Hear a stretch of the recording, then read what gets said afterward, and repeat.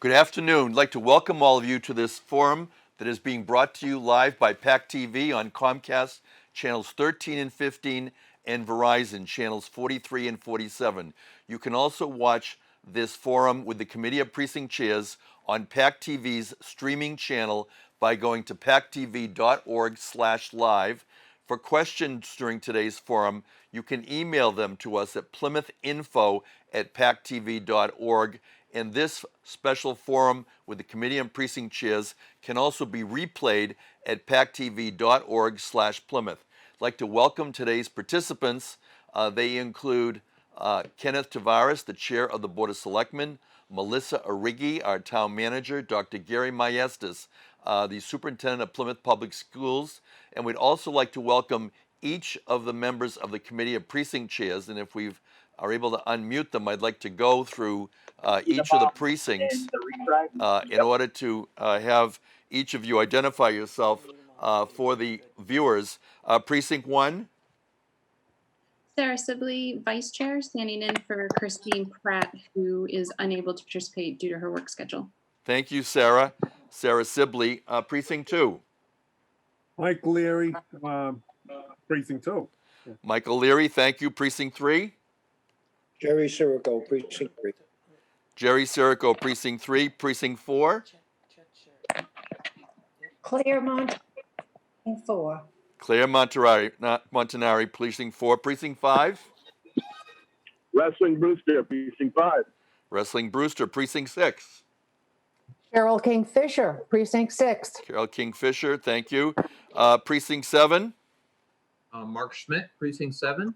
Welcome, Mark. Mark Schmidt, Precinct 8. Do we have Precinct 8? Not yet, but that will be Catherine Holmes. Precinct 9. Frank Lighton. Thank you. Welcome, Frank. Precinct 10. Alan Costello, Precinct 10. And Chair of the Committee of Precinct Chairs. Precinct 11. Precinct 11, Ron Riley. Welcome, Ron. And Precinct 12. Betsy Hall. Betsy Hall, Precinct 12. Precinct 13. Yes, hi, Kevin Lynch, Precinct 13. Kevin Lynch, Precinct 13. Precinct 14. Karen Keene. Welcome, Karen, Precinct 14. And Precinct 15. Hello, Mike Hanlon here. Mike Hanlon, Precinct 15. We've got great representation from the Committee of Precinct Chairs. I'd like to thank all of you again for participating. Last Saturday, I participated as Plymouth Town Moderator with a Massachusetts Moderators Association Zoom meeting for representative town meeting moderators.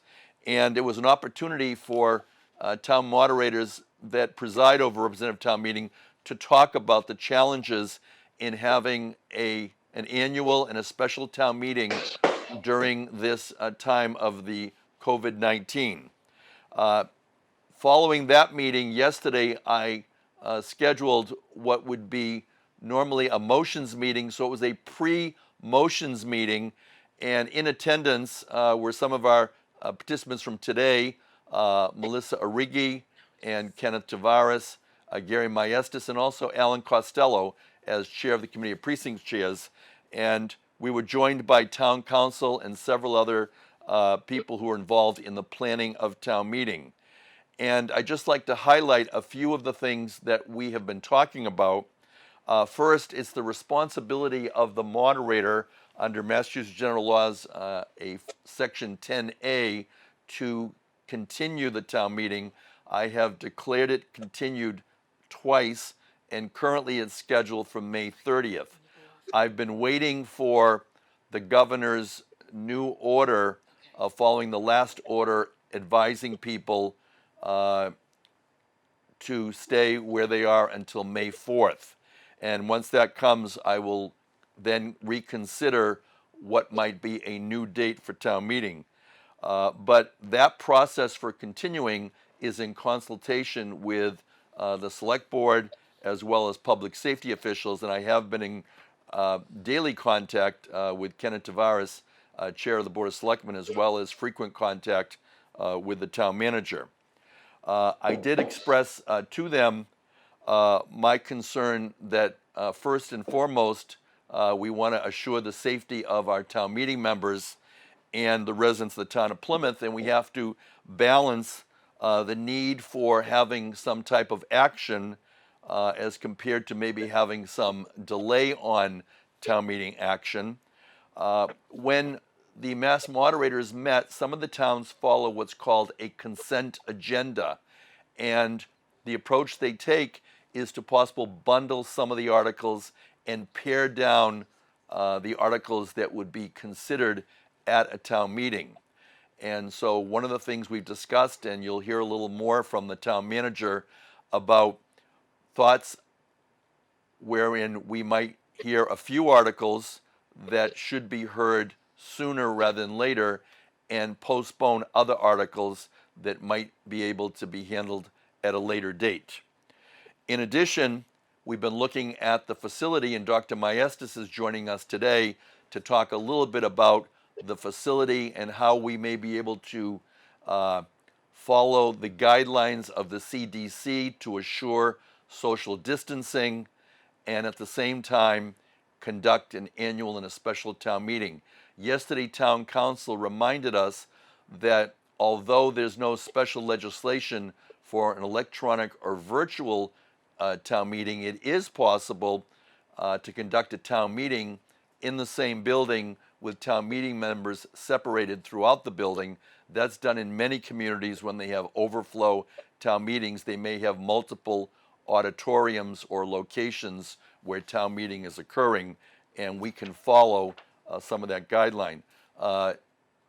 Select Chair Ken Tavares has expressed some of the concerns the Board of Selectmen have, and we will hear from him. And after we hear from each of those participants, I'd then like to hear from the Committee on Precinct Chairs for some of your thoughts and concerns as we consider some planning for a town meeting. I'm requesting that if we do go forward with the town meeting, we would first have what we would call a presentation night, and that would be done virtually, and we would seek also the assistance of PAC TV to do a live broadcast. We know that it would be possible to have people present on articles, and also would be possible through Zoom to have questions coming from town meeting that could be answered at the presentation night. It would not require town meeting members to come out to a meeting, but rather they could participate in a virtual way. In addition, and a possible suggested date may be Thursday, June 11th, with a possible town meeting Monday, June 15th. The selectmen next week are expected to continue the town election until June 20th, at which time some of the current town meeting members may no longer be elected, and therefore we might want to think about having a town meeting prior to the next election. Of course, all of this is subject to ongoing guidelines from the CDC, as well as from the state and federal government and our local authorities. One of the things that we'll also be asking town meeting members more than ever will be to do your homework in advance. It'll be very important to look at all the materials you'll hear today, when we expect the books to be sent out to you. We'd ask as much as possible for you to give us your questions in advance. We're going to be asking that there be, in a sense, a buy-in from town meeting members to go forward with this type of town meeting. And finally, we're going to be asking that because we're asking for your work to be done in advance, the preparation in advance, that people participate in a way that is helpful. We don't encourage any disruption or any grandstanding by any town meeting members, because this will be very serious in the sense that we want to promote good health and safety for all of our town meeting members and all of the people who will be participating. So with that general introduction and overview, I'd like to now call upon our participants that have joined us that were also part of the planning yesterday. I'd like to begin with Select Chair Ken Tavares. Ken, welcome, and what would you like to say to the Committee on Precinct Chairs? Thank you, Steve, and good afternoon to everyone. We really appreciate your time today. The Board of Selectmen wants to make sure that we have a town meeting that runs as smoothly as possible. We know that there are technological challenges that are going to have to be solved, one by one. Our biggest concern is that this not result in any disastrous, actually result in disastrous things that could happen to the meeting. We know that times are confusing. We don't want to add to it. And we're very interested in listening to you today as to how you think your precincts will take to doing a town meeting that's never been done before. So we're here to listen today to your concerns and hopefully all work together to make this happen. There are ways that we certainly can keep the government running through the crisis, but as soon as we can get to a logical budget, it's better for the town overall. Thank you. That's Ken Tavares. He is chair of the Board of Selectmen. And for anyone who is watching today, this is coming to you live from PAC TV. It is Thursday, April 9th, and we began this forum at 1:30, and we're joined by the Committee of Precinct Chairs. That was Ken Tavares. And now we're going to go to Melissa Arrighi, the town manager. And Melissa, we've been talking about a consent agenda and paring down the number of articles. Could you talk a little bit about what your thoughts and the thoughts of your department heads regarding reducing some of the matters that would be considered at town meeting? Welcome. Thank you. So hello, everybody. We've been going through the articles as we look at the special town meeting. Of course, that is the most challenging because those are actions that need to be taken for this fiscal year's budget. So as we look at that warrant, and you should have your report and recommendation book sometime next week, we can cut those articles in about half. Now, of course, some of the articles have multiple parts. For example, when you look at the project article for the special town meeting, it's Article 4. There's the asbestos management plan, there's Brook Road Bridge, and there's the fire communications tower. So some people could look at those at there'll be three separate motions, but we can still cut the special town meeting warrant in half. The annual town meeting is a little bit more challenging. We haven't done that exercise yet. Department heads and I talked yesterday, again today, and we're starting to pare those down. Right now, we know that we can postpone about 9 of them, and about 2/3 of our capital, but we're still going through it. Thank you. And that's Melissa Arrighi, our town manager. And each of us are working on parts of the planning, and she's working on the town side with that. Next, Dr. Gary Maestas would be providing Plymouth North High School on behalf of the Plymouth Public Schools.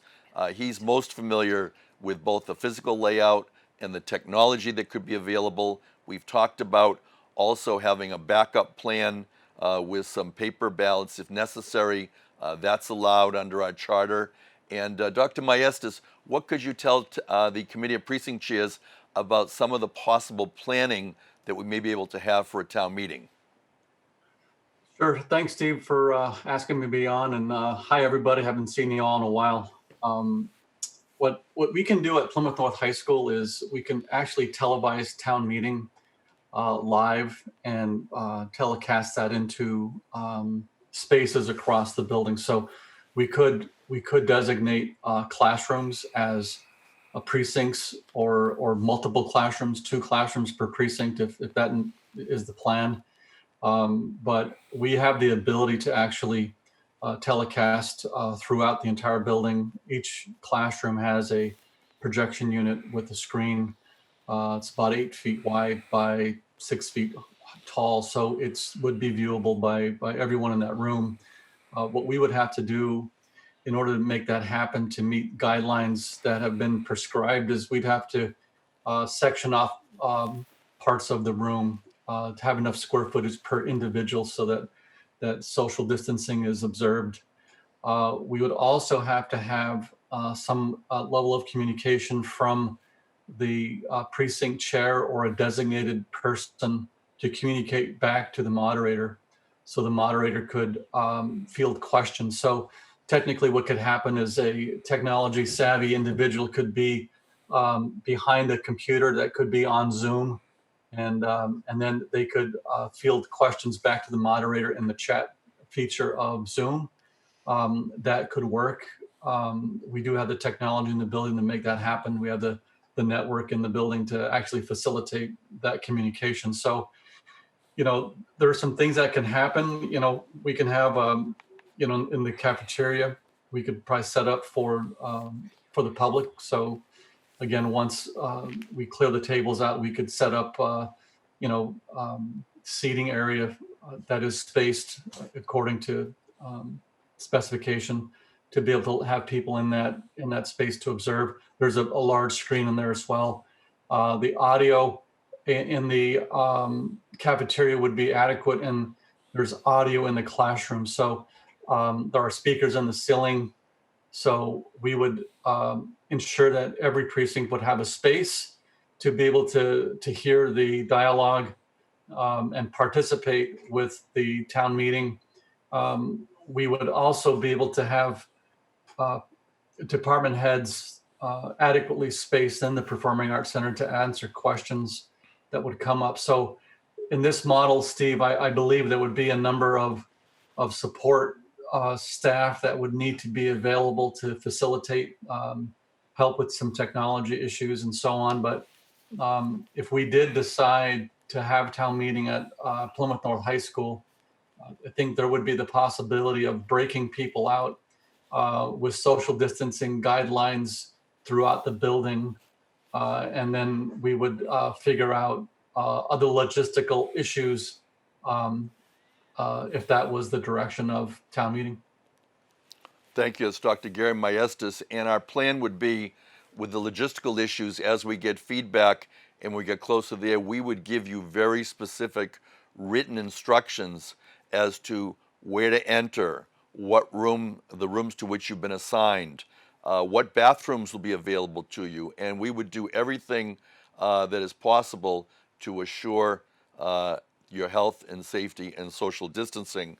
It is also possible for me to appoint multiple assistant moderators. There could be 15, or there could be tellers in each room, so that we can assure that not only we receive your questions, but we also receive your votes on the articles. So that's generally an overview, and I'd like to go through, and we'll take comments and questions after you all talk, but I wanted to give each of you a chance to make any comment if you choose to. You don't have to. And I'll just go through. I'd like to first ask, though, Alan Costello, since he sat in on the meeting yesterday, and he's the chair of the committee precinct chairs. Alan, what would you like to add? Well, Steve, I'd like to add what I was suggesting at yesterday's meeting. I think what you're hoping to do with this technology throughout Plymouth North and the interior of the building is untested. It's experimental. No one's talked yet about the cost. I think that it's going in the wrong direction, in my own opinion, and I won't elaborate on it. I'll let the others talk and give you their opinion. But I think to move away from just doing the bare essentials and having a very, very protracted meeting just to keep the town operating is going to turn into a huge mistake. You only have to think back to the group of 135 of us trying to use an electronic clicker with 3 options. It sometimes is very difficult. And I'm not taking anything away from anyone. It's just that you're talking about a budget of $250 million. You're talking about articles that are somewhere around an additional $100 million. I don't think this is the time to be practicing a technical feat that has never been done before. And I'll let the others speak to that. But the one thing I left you with yesterday's meeting, we're in a very, very I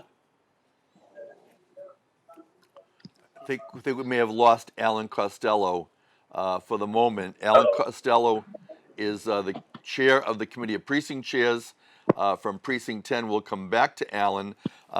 We'd like to hear from the other town meeting members, and I'll begin with Precinct 1, Sarah Sibley. Anything you'd like to add? Hi, thank you for convening the meeting.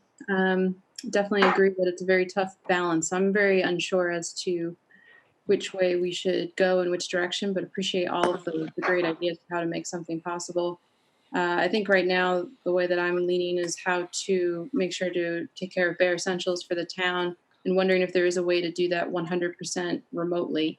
It may very well not be, but be interested in brainstorming that direction, which I'm sure has already been thought about. Thank you, Sarah. That's good feedback. I think to do it 100% remotely may require special legislation. Both Representative Matthew Muratori and Representative Kathleen Lenatra did participate in the forum. They did tell us that that is being considered at the state level, but there's been no legislation that's passed. I would also just applaud the Committee on Precinct Chairs, because for those of our viewers on PAC TV, you'll see that we have an overwhelming supermajority of the Committee of Precinct Chairs joining us today in a virtual Zoom meeting.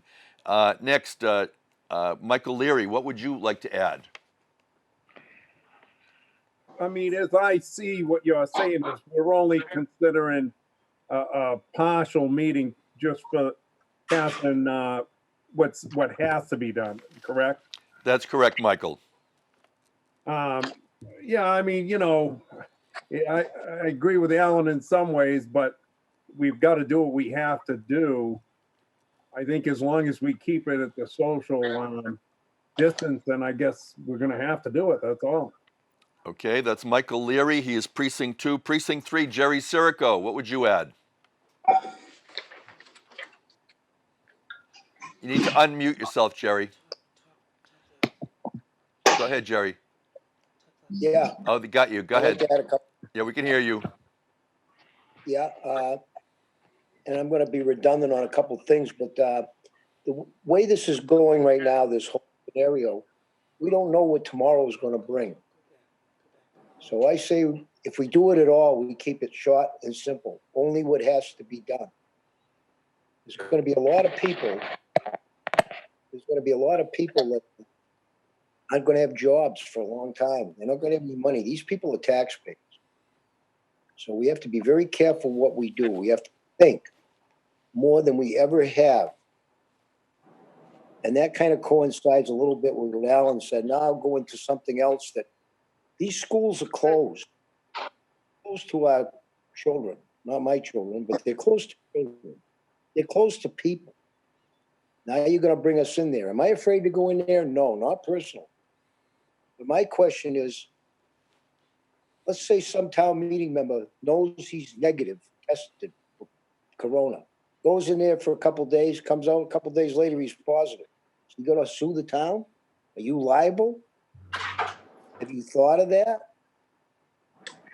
These are things, this goes very, very deep. It changes from minute to minute. Listen, I'm out all day long. I live my life. I do the social distancing and so forth, the best of my ability. But we gotta, this is something you corral us all in a place where maybe we shouldn't be. I don't know. I think there has to be more thought there. What is our state legislature doing? Are they meeting at this time? Who is actually meeting at this time? In that respect, you're almost reinventing the wheel here. What we're trying to do. If I'll hold some of my other comments, and maybe I'll come back at the end. Thank you. And that's Jerry Sirico, Precinct 3. Jerry, just to respond to your question about the state legislators, in fact, yesterday that was something that Representative Muratori explained, is that at the state level they are planning something very similar to what we've proposed. They've planned a format wherein the legislators can stay in their offices and participate remotely as certain matters are coming up before the legislature, and then go into the Great Hall if needed individually, possibly to speak. but they are looking at a very similar type of plan as we are exploring. At this time, I'm going to go to Precinct 4, Claire Montanari. Claire, any comments? I just have a couple of observations. Everything that you said previously, very good. The liability is an issue. If we do have someone walking through any one of those classrooms and they are diagnosed, is there a problem? The idea of having the precincts divided in separate classrooms, I think it's good as long as we could provide a full exchange of information. It's my understanding, if I'm looking at my dates correctly, the town meeting could be projected to June 15, with June 20 being the town election, which would fit in if we had to do that. The existing town meeting members would still be in place. So I think that's an important component, because when we do have new members, they might not have time to fully engage in what is going on. Essentially, I think it's good. The cost does concern me, and I would be for it if everything's in place and everyone else wants it. I think it's a good idea. Thank you. That's Precinct 4, Claire Montanari. Certainly we'll be following guidelines. I mean, if it were to happen today, we'd be asking people to wear a mask or a cloth when they are getting close to that 6-foot area. Precinct 5, Wrestling Brewster.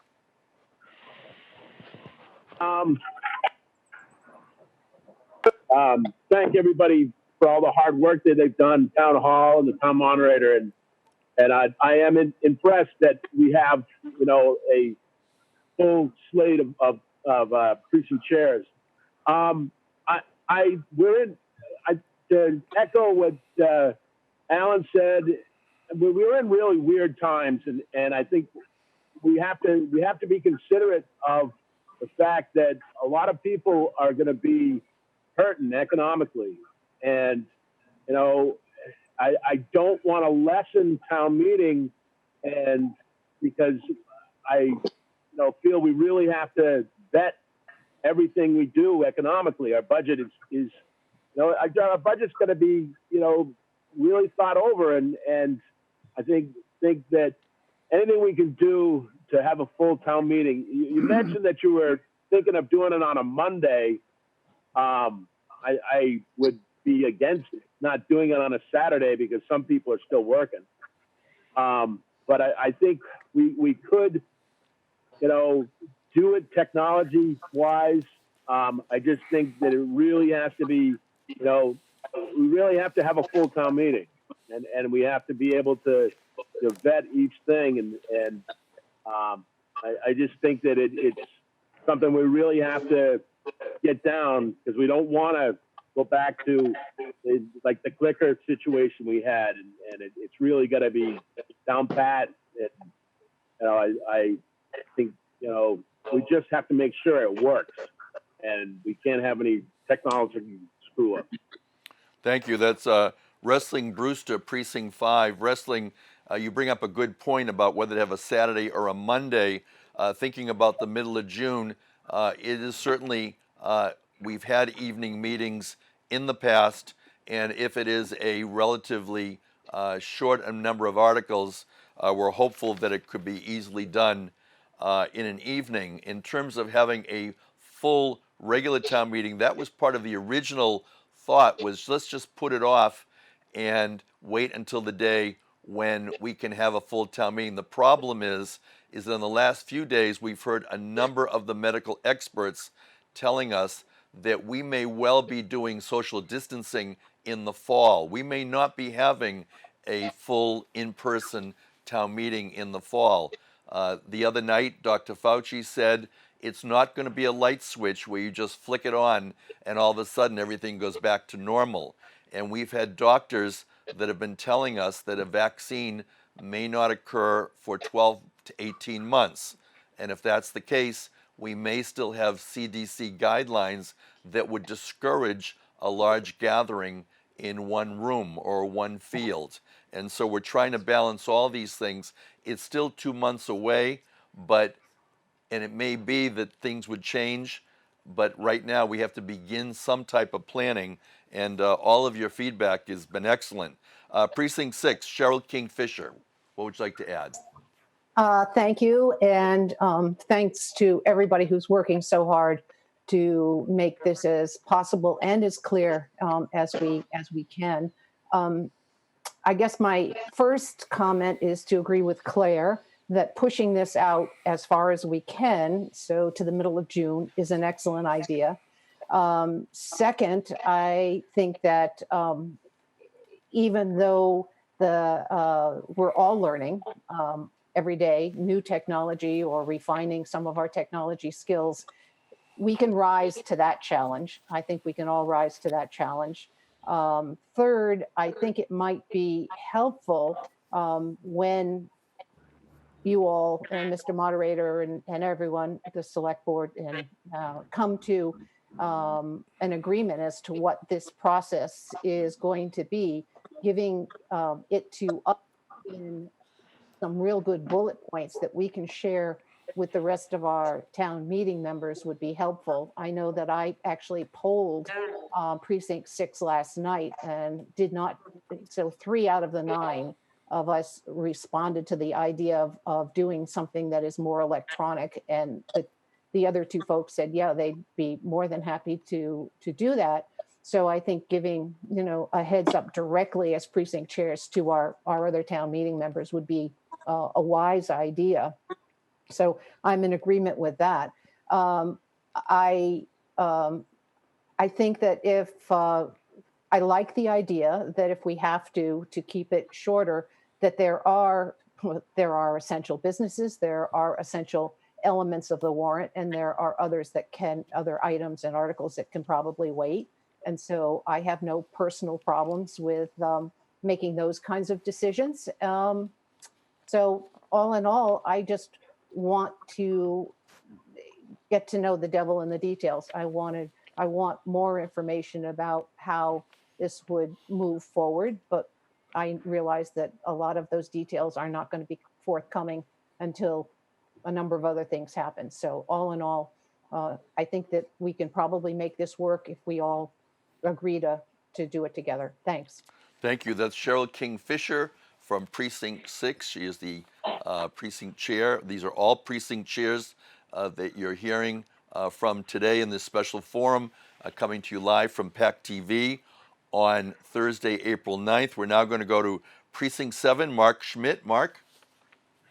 Thank you, Mr. Triffletti. Cheryl kind of used a phrase that I was thinking of when we were talking about it. First of all, I'm very appreciative of the fact that the town manager and staff are going through the warrant articles and making sure that kind of separating the wheat from the chaff. These are the ones that we have to talk about. And these are the ones that could probably wait. But the devil's in the details. And you, Mr. Moderator, can probably answer this question better than anybody. I think, going back to Sarah Sibley's point, that if we have to do this remotely, and I think that's something that shouldn't be discounted, I would think that the vast bulk of town meeting members are savvy enough to understand how to use Zoom, and if it's got to be on a Saturday or a Monday night, and we have to keep separated, that we can still do this from our kitchen tables or from our houses or from our office or from wherever it has to be. And I don't think that should be discounted, but you would have a better handle than anyone as to how unwieldy that would be for 135 town meeting members, plus department heads, plus people that would need to be answering questions. What the mechanics would be about casting votes. If somebody has a question about a warrant article, how would that best be done? I understand, and I certainly appreciate Dr. Maestas' plan about having us in separate classrooms, and that certainly makes sense. But I also understand that there are people who are skittish, and you're right that it's 2 months down the road, and hopefully by that point we've gotten the all clear sign. But my first inclination, because we're in April and not knowing when we're actually going to have this, would it even be feasible to do it all remotely, or does it really need to be in a place where we would gather even in smaller groups, i.e. our precinct members, in doing it in that way. I think Dr. Maestas had a good plan as to how it would operate if so, but if it needs to be done in a forum like this, is that feasible? And again, if you're asking how it's going to be voted and how Mr. Pizer is going to tally the votes, can that be done? So I think that I appreciate the fact that everyone's coming together and trying to figure this out. But I think, to Cheryl's phrase, the devil's in the details. There's still some things that we don't know because we're in uncharted turf. Thank you. That's Mark Schmidt, Precinct 7, and this has been excellent feedback. We'll go through all the precincts, and then we'll hear back from the town manager and Dr. Maestas one more time. All of these things have been considered, and the last speaker was focusing on just doing it virtual. Dr. Maestas later can talk about, he's had Zoom meetings with 300 and 800 people. I think the technology is there certainly to allow us to have such a Zoom meeting. The challenge is, however, we don't have the statutory authority to do it yet, but we're working on this concurrently. So we're looking at the virtual Zoom. We're looking at maybe doing something that is allowed currently with separate rooms, and we're going to do planning that might account for any of these possibilities as things continue over the next 2 months. Next precinct, Precinct 8, Catherine Holmes. Is Catherine with us? Hi, everyone. Hi, Catherine. Yes, I am. Can you hear me okay? Yes, welcome. So, yeah, thank you. So thank you, everyone, for pulling this meeting together. I think it's really important. I have a couple of questions and then some comments just to share for some feedback. So one, I'm really concerned about the number of people in Plymouth that are developing the coronavirus. And when I look at the Johns Hopkins website, which is what I've been using to track my understanding of the current disease, it's not clear to me if the number for Plymouth is Plymouth County or Plymouth, but as of yesterday, there was about 1,300 people in Plymouth that had the coronavirus. And there was, yesterday morning, they cited about 26 people that had died from it in our specific vicinity, which is really concerning to me. I'm also really concerned about the 135 people that consist of this body, and making sure that our number one priority is their safety, knowing that a majority of those people are in that target area of great risk, over 60. That deeply concerns me. There's also people that have pre-existing conditions, as we know.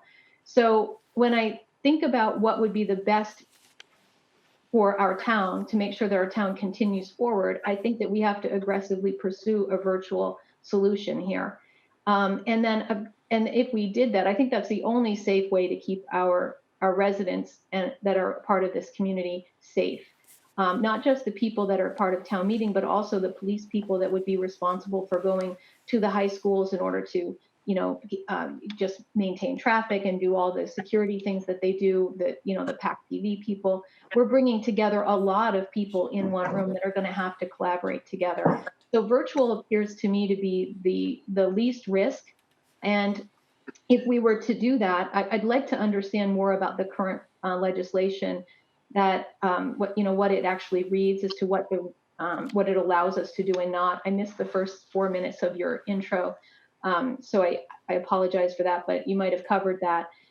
If we were to move to a virtual Zoom meeting, I've got a couple of suggestions, which I'm sure you've already hashed through, but I think that because technology does seem to be a challenge for us, even in the voting with the clickers that we use, what I would suggest is that we move to a virtual platform and we have some practice sessions. So, maybe we do 2 or 3 practice sessions for folks. We need to make sure that they understand how to get into Zoom, what it's going to be like, how to use the voting buttons. The technology is there so that we can vote. I mean, there's tons of businesses and private organizations that use voting for things like this all the time. And I think that we have to really embrace that, because we don't have a vaccination for this, and we don't know when we're actually going to be able to come back together as a community. So we have to start long-term planning for not just this session, but also for fall town meeting. So with that being said, I think we have to decide how can we support our government in a virtual forum. One of the things that I think we would have to do, which makes more sense, is we keep the full articles in place, but we break it out over a series of days. You know, we could consider doing several debate sessions that are, you know, where we're actually debating each article, and we could maybe do 2 or 3 days of debate or whatever is decided amongst the group, what would be needed. But those would be times where we could actually collaborate and discuss the articles and understand them better. And once we get that done, we could move to a voting day where we actually just vote on the articles and there is no debate because we've already had the debates in the past. So I think that that's one thing that we have to consider. Also, when we're looking at a virtual environment, we need to make sure that the town meeting members have the technology in order to even get into the session. So, you know, looking at our high schools that have laptops and different computers that they may be able to borrow, and give the town meeting members the opportunity to borrow some of the laptop technology if they don't have any. So we want to make sure that there is certainly a path for them, that we're not having 135 people on their iPhones if they choose not to go in that method. So I think that those are the real things that I think we have to consider. And I guess in the end, I really think that, you know, we have to come up with a long-term plan for how we support different issues going forward, so that it may not be a pandemic, but maybe it's a flood, or maybe there's something wrong with the high school. We have to have a contingency plan to move to a virtual environment. Thank you. Thank you. These are all excellent comments. The question about the numbers, we'll hold that till we get to Precinct 14, since our chair wears another hat as the Director of Public Health, Karen Keene. We'll come back to that. We have definitely been exploring virtual. We'll come back to that with Dr. Maestas. In terms of practice sessions, I think our hope would be is that each of you would have a caucus that would be virtual, that the 9 of you might Zoom together. And also the presentation night would be virtual. So we definitely would have practice sessions. Precinct 9, Frank Lydon. Hi, Steve. Hi, Frank. I have some concerns. Catherine just hit on one of them, the age of a lot of our town meeting reps. We're in that high-risk area. How many people are going to want to go to a classroom like that and put themselves in danger? Another one is, what's it going to cost the schools after our meeting to disinfect all these classrooms and that we're in? And the last one I think of is, we're going to be looking at a budget, to approve a budget that we don't know where the money to pay for that budget is coming from. Right now, we're losing the meals tax, the hotel tax. How long is it going to take before those taxes start coming back to us? And how much money is being spent on Corona issues right now that we're going to have to take out of the town budget? As far as doing it, I think we could do it if we have to, but I think there's going to be some concerns.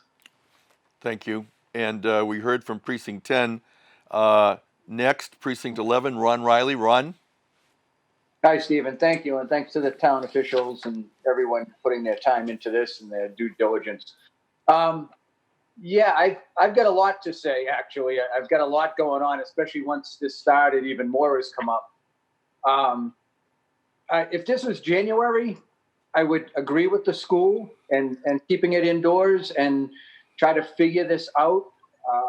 I just, as we were just hearing from Frank, a classroom, the classrooms are large, very well aware of the size, but to keep a 12-foot space between chairs in order to have a walkway coming in, you're not going to get I don't think you'll get much seating in a classroom, effective seating with a 6-foot circumference.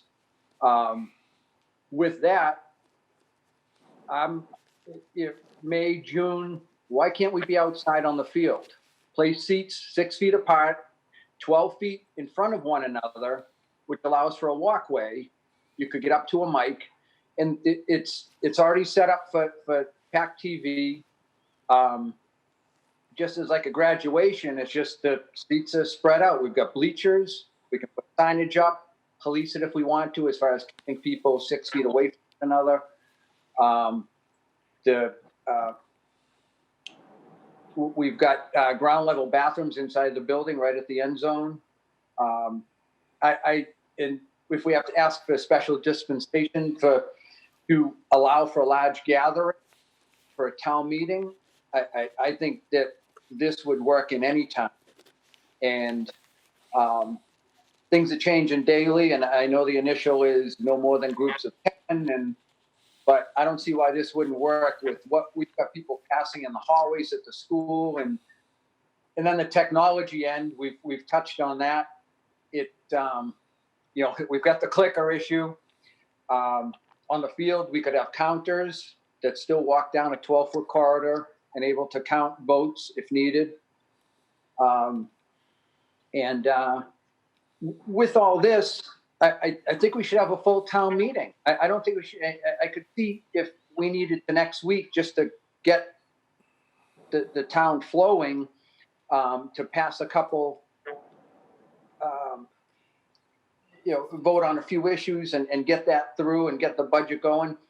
But I don't see why you'd mentioned 12 and 18 months down the road. We don't know where we're going with this. This morning, Wuhan was saying that they had reinfections, 10 reinfections. It's all uncharted territory. Granted, the school, we put so much technology into these classrooms. I watched them going in, and it would be awesome to be able to use it. But I think we're asking for, if it doesn't fly, there's so much preparation going into this that the slightest glitch or a couple glitches is just going to totally ruin town meeting. Just to be outside, we're back into what we're used to. We're just spread out. We lost Alan earlier when he was talking, as far as technology, not working. I was speaking with a friend yesterday, and we were talking about these Zoom meetings, and he had pointed out that he was on one that was 150 people, and it was a nightmare. Microphones weren't shut off. They're talking to guys to shut them off, and he said it's just a total cluster. You know what I mean? And if we, as we're doing right now with PAC TV, we could use this as for part of the pre-planning. This could be our presentation meetings. We could have them at 7:00 at night. Go from number one. People could call in if needed. We could have some debate. But if we could get, for the most part, every article answered beforehand, like a couple of others were talking about, we wouldn't have a long town meeting. And as long as the day was half decent, and some might be in t-shirts, some might be in winter coats, but we'd get through it. I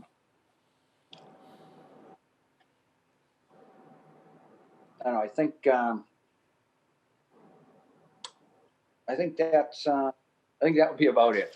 All right, that's Ron Riley, and he's Precinct 11. Thanks, I'm going to let Dr. Maestas respond a little bit later about if he chooses to on cost. He's a technology guy himself in terms of virtual, the building versus the field. I will say that the mass moderators also talked about the field and doing some of the things that might be suggested. But again, there are also concerns with that. Certainly the virtual, all of the possibilities have challenges, which is why we're pleased that you're all here. Betsy Hall, Precinct 12. Hi, and thank you to everyone for all of their ideas. And I've learned a lot so far. The idea of going to a public bathroom is one that I can't even imagine right now. I'm over 70, but also I have a husband that has health issues. So my willingness to go into a public bathroom, I can't see that happening.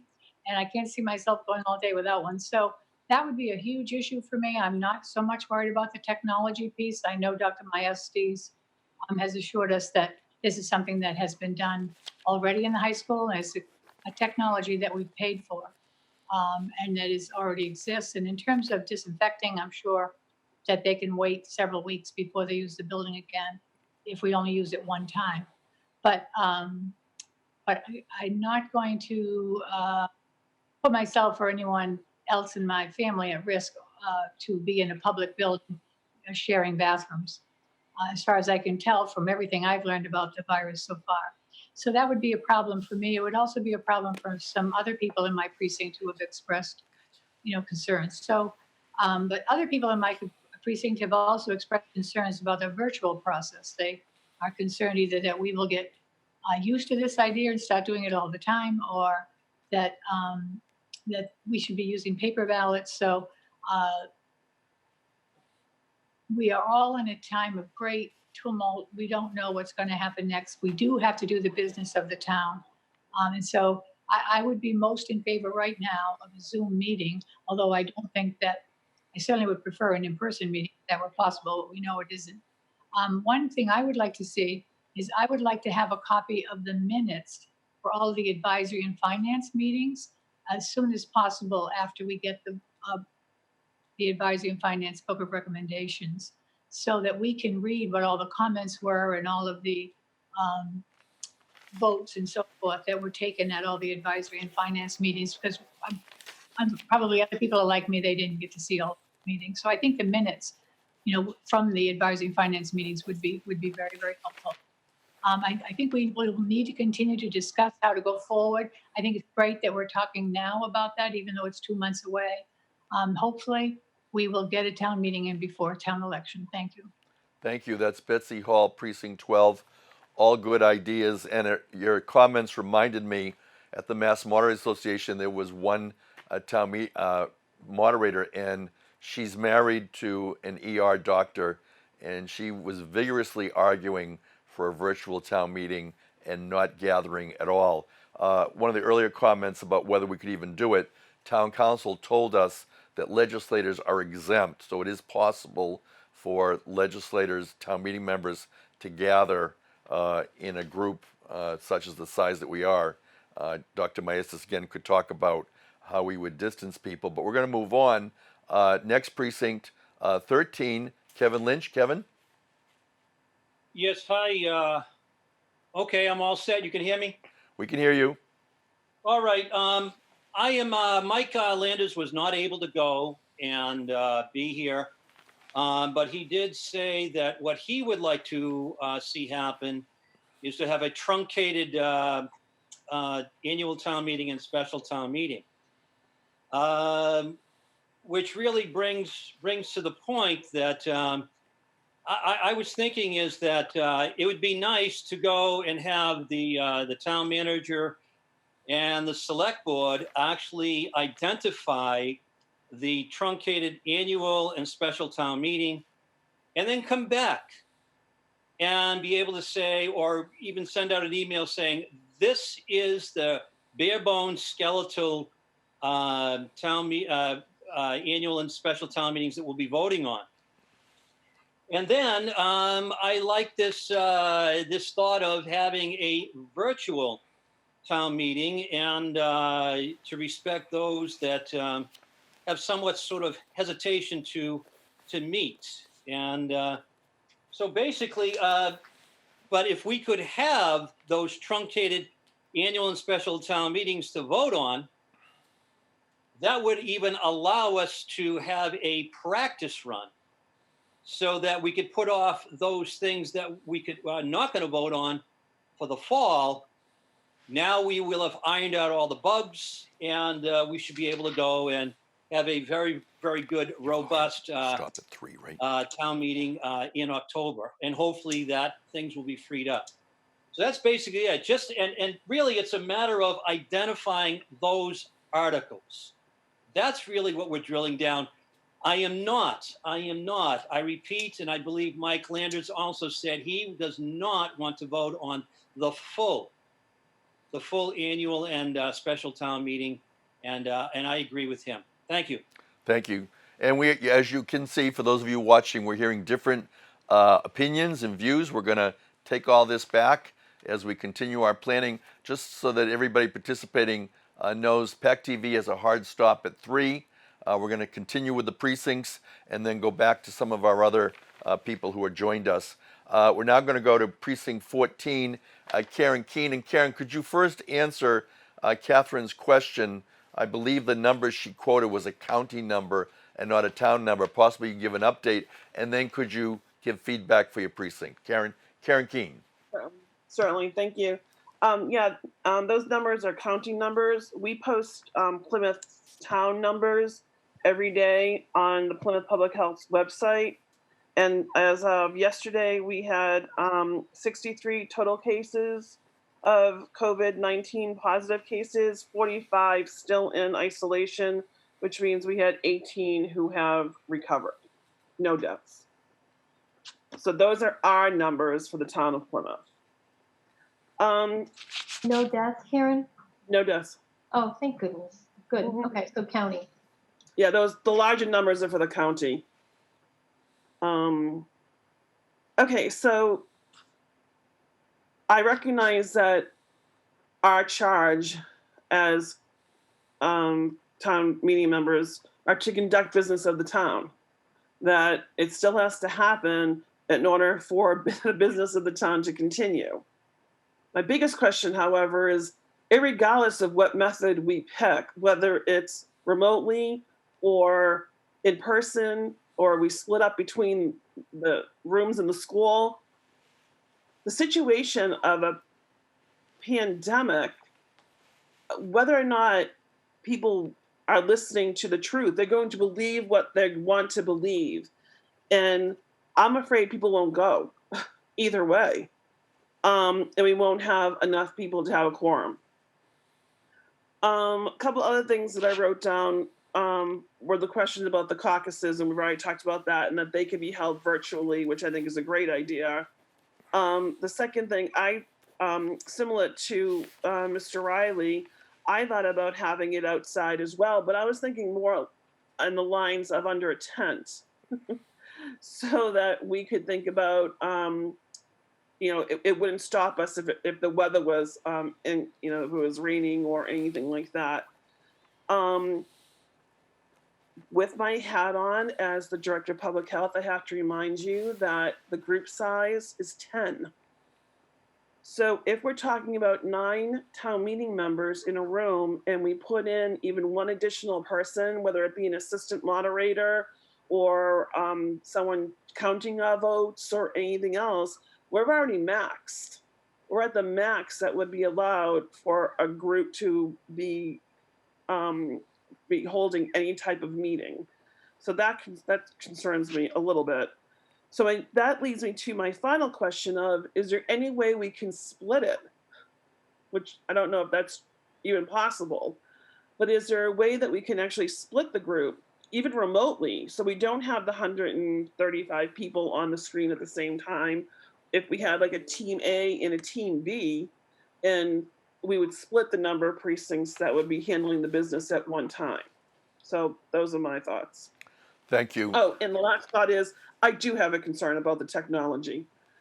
I think that sometimes as time goes by, we forget, or it's not quite as clear as it was when it first happened, but we still have people that have trouble with the clicker, with 3 buttons on the clicker. And I do think that we're going to have people that are going to have trouble with technology on doing a Zoom meeting. Now, that's not to say that it can't work out with a little bit of patience and a little bit of training, but I think that's something that definitely has to be addressed. I think that's a huge factor and a huge variable. Thank you. Thank you. And as I said at the outset, in terms of the buy-in, participation, cooperation, hopefully you'll think about having precinct caucuses soon to begin listening to your precinct, whether you do it on a conferencecall.com phone conference or whether you do a Zoom meeting, but begin to see how your other town meeting members, again, going back to this idea of a tent or a field, Dr. Maestas actually has experience with graduations and whether or not he has anything further to share on that. But we're going to go to Precinct 15, Michael Hanlon. Welcome, Mike. Hello, Steve, and thanks for organizing this meeting, and thanks for all the work you're putting in. obviously there's a lot of issues that we need to think about. As some other people have said, I really like the idea of the virtual meeting.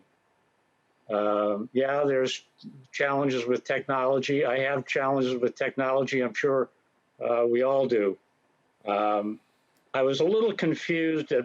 Earlier in the meeting, you said that we needed special legislation to have a remote meeting. Then just a few minutes ago, you said something about legislators or legislatures were exempt. So I'm not sure where exactly we are on that, but my biggest concern with this whole thing is that we have an adequate amount of time to have adequate discussion, debate, be able to make motions and vote conveniently. And doing this on Zoom, this is my first meeting on Zoom, the first one that you had several weeks ago. I could hear everything.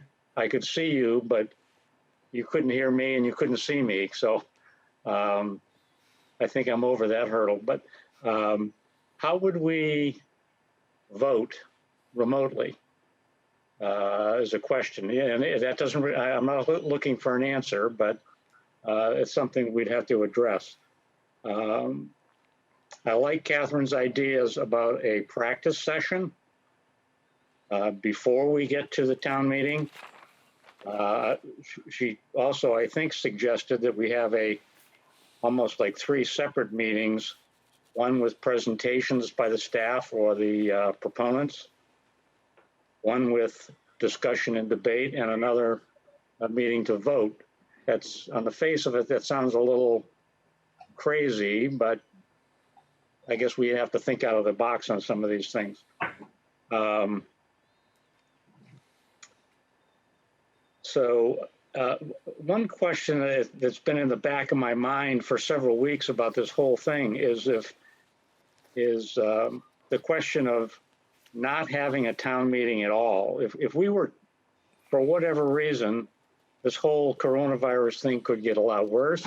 We're expecting it's going to get a bit better, but we don't know that for a fact. If it got worse, could we even have a meeting?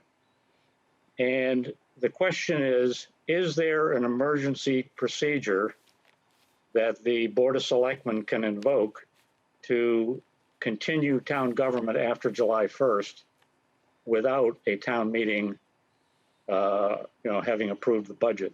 I assume there is such a thing, but I don't know that there is. I'm jumping around here a little bit. With regard to the Zoom platform, my understanding is that there are multiple different platforms. Zoom is one option. I've heard recently that they have security issues, so not sure if they've addressed that or not, but Google Meet is another platform. I'm sure there are lots of different platforms. We could explore those things.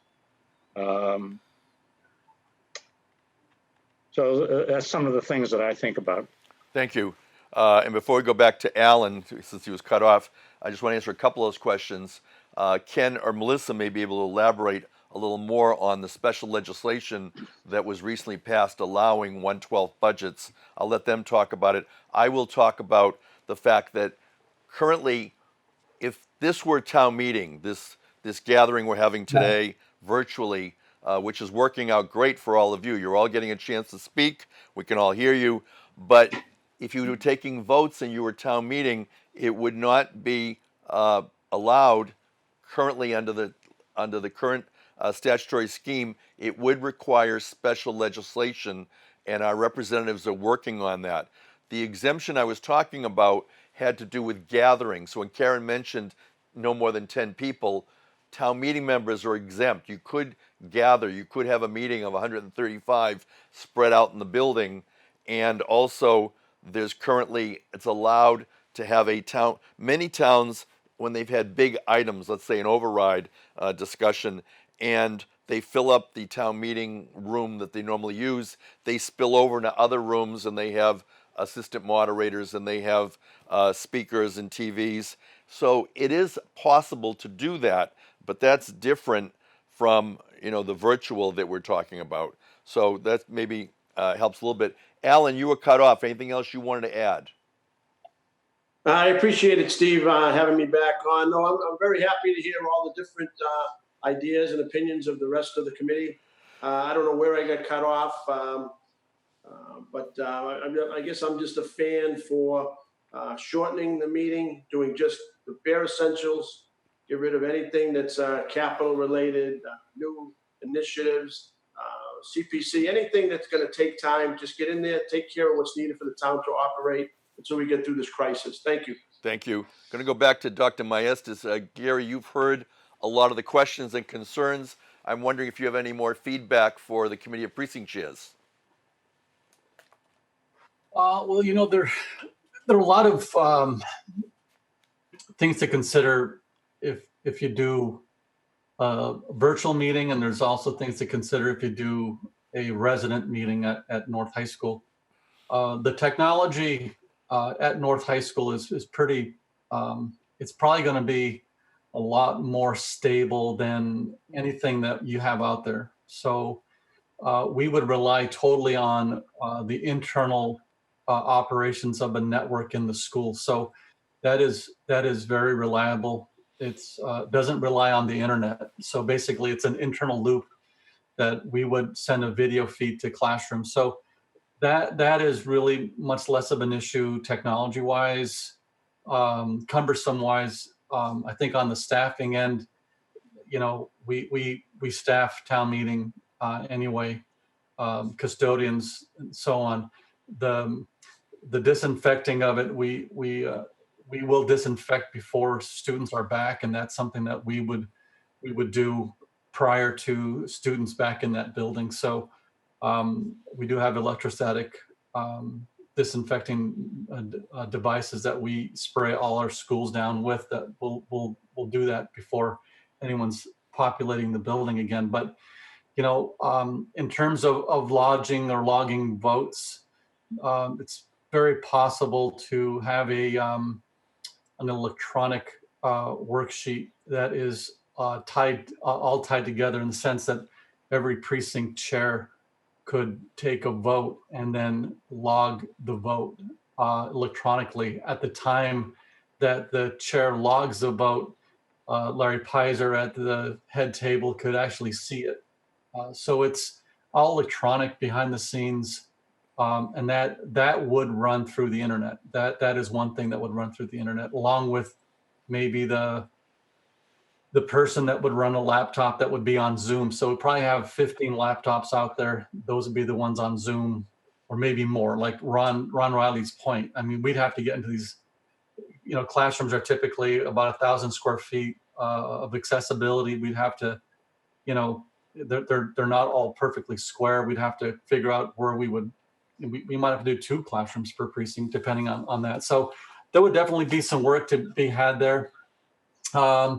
So let's move to virtual. I've had staff meetings with 780 staff members. There are very clear ways to block the chatter. The meeting moderator, the person that's the host of the meeting, can shut down every microphone, and that is something that I do. I've done it for 800. I've done it for 300, and it's very quiet. It's the speaker and the host and a speaker. So if somebody asks a question, you could ask it through, but somebody would have to identify who that person is that's going to speak, because the individuals still have the ability to turn their own microphones on. You can override it very quickly with somebody behind the scenes could turn off all the mics, but Zoom does have the feature for chat discussion. So somebody could say, I have a question. The questions could be then taken in order of posting the question. There's also a feature in Zoom that you could raise your hand.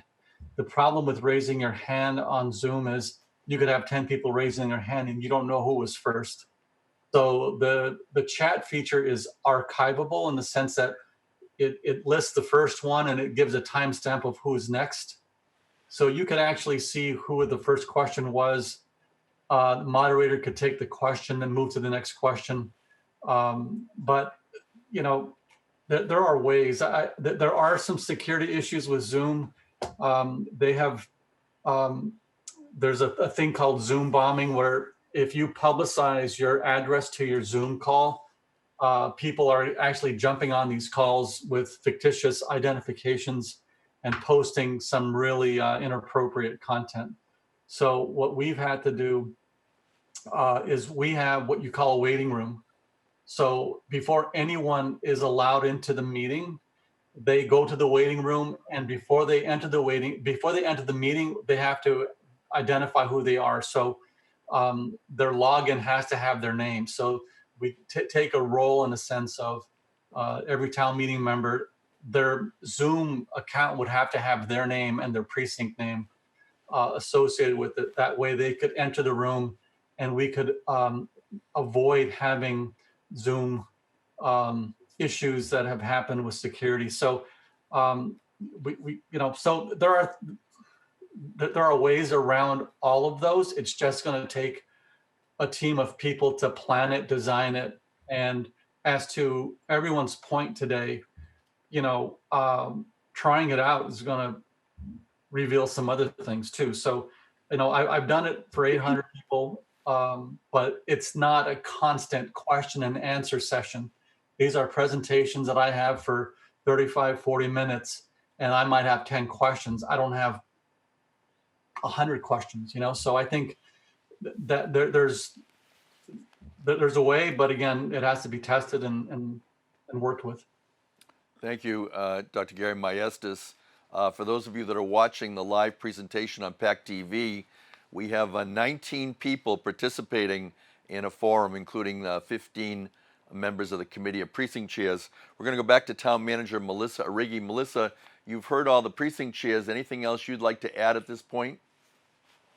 Yes, certainly. I heard from the chairman of the Advisory and Finance Committee, and Kevin is saying that the minutes of the articles will be provided electronically to all the town meeting members 10 to 14 days from now.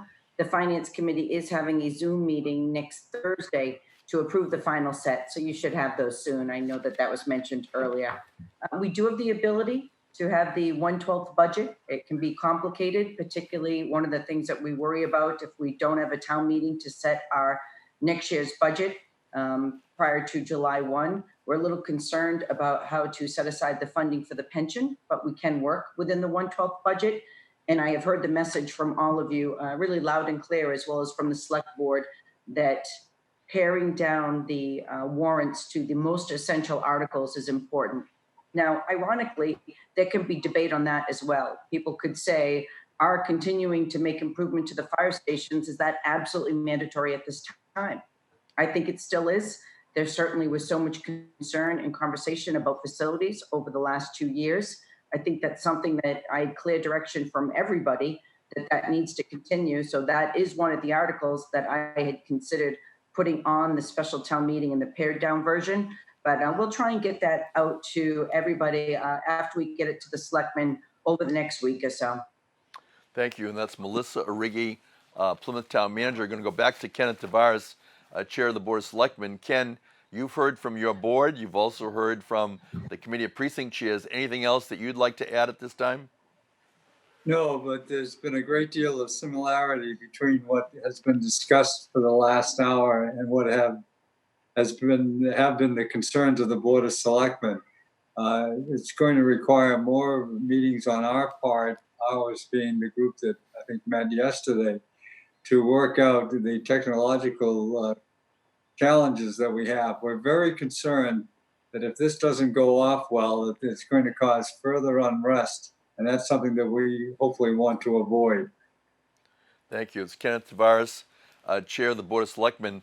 And I apologize that we can't have more of a free flow of debate and discussion among you as Committee of Precinct Chairs, but you're certainly welcome to schedule your own meeting, to do a Zoom meeting like this, and to come back with any further recommendations that you might have for me and for the other people planning the annual and special town meeting. So I'd like to thank everybody for participating today. We had all of the precincts represented.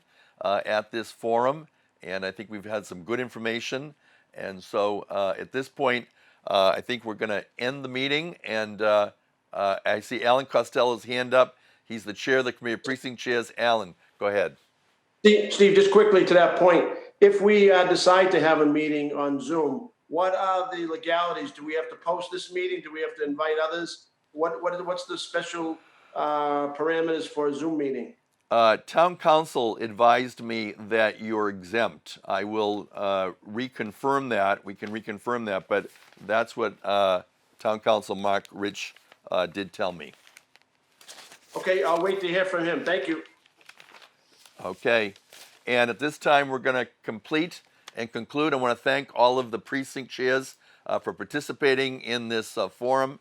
We're continuing to chart new territory. I think you've all should be applauded for participating and speaking and doing so well. I think it's a great example for the town of Plymouth to see our legislators in action.